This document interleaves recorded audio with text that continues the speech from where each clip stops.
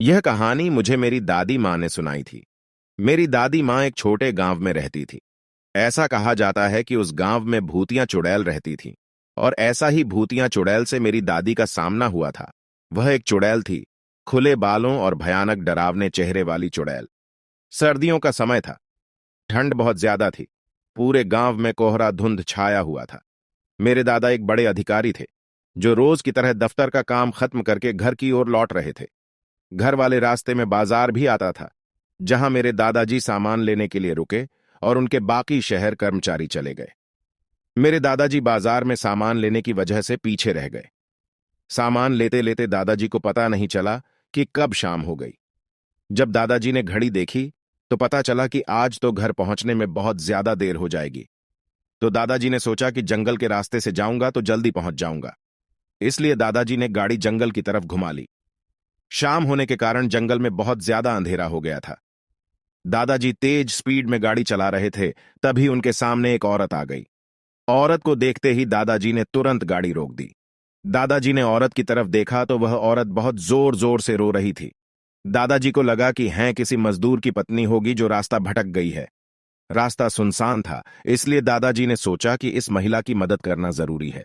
उन्होंने महिला से पूछा कि वह इस जंगल में अकेले क्या कर रही है।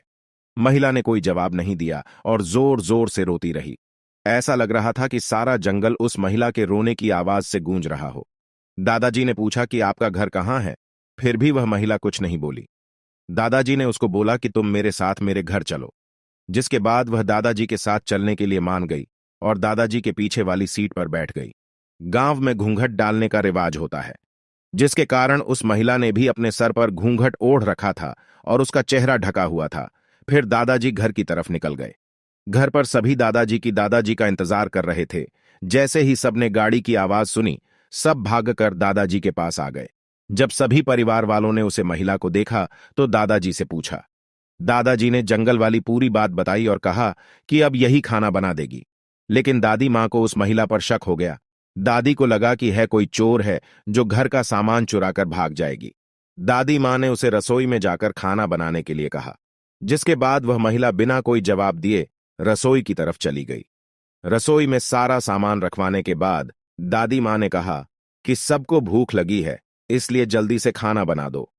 दादी मां ने उसे रसोई में भेज तो दिया था, लेकिन उनका मन अभी भी शांत नहीं था।